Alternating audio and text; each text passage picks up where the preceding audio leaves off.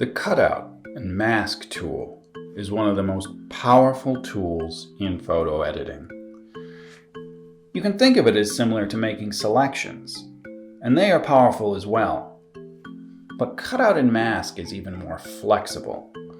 So here, let's get an example. I'm going to use the mask tool, and I'm going to go in and I'm going to cut out the head of this pink flamingo.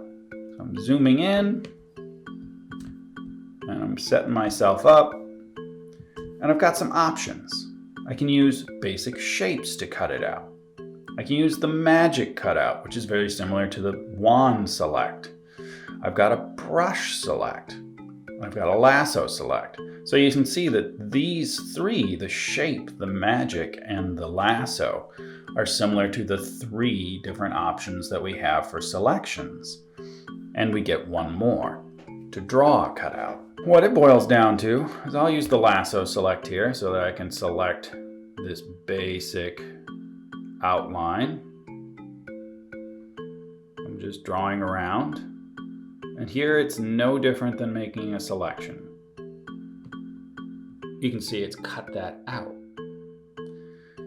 Well, we also have the option to invert that. Now all I have is the head. But oh, I missed part of it. My selection wasn't very good. Well, that's the power of mask. A mask can always continue to be edited. So here, if I want to use the draw, I can set my brush type, my brush size, and I can draw in with it. As I do this, it's right now removing, and you see it's painting out this edge. So here I'm kind of feathering out this edge. You can see the mode is add and it's remove. So if I now add, I get a green color and it's going to paint that piece back in. So the beauty of the masking and cutout tool is that it essentially lets you always refine your selection.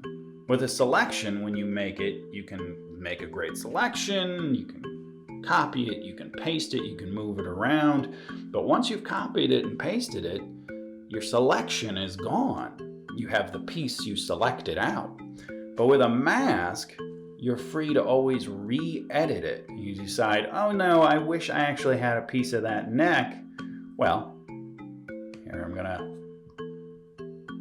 add that to it. And then I can go in and I can remove the sky here. And you can just always go back and change it and refine it. It's much more flexible. It's definitely the recommended tool. There are times where a selection is you just want this one piece real quick, and that's a good choice. But for anything that is going to be a very detailed cutout and mask is a better choice. It also lets you do some other interesting things. So besides always being able to edit it, it has a nice tool called AI Auto. This is going to try and auto-select it. Now I can only do it in certain circumstances. Here where I've got a pretty steady background, but it's a gradient background. So trying to get the magic cutout to do it is hard to get it to do because it changes color so much. But the Auto AI, it's going to let a robot do it for us. So it takes a little bit of time, but less time than it would take for you to cut it out by yourself. It is going to show you an advertisement, and it's going to count down for 10 seconds, unless you have an advanced account. But I'd say 10 seconds is well worth the wait to have it suddenly cut out for you pretty much exactly what you need. And because this isn't a selection, it's a mask, if I need to bring these back in, I still can. If I go to the shape tool, I have a line tool.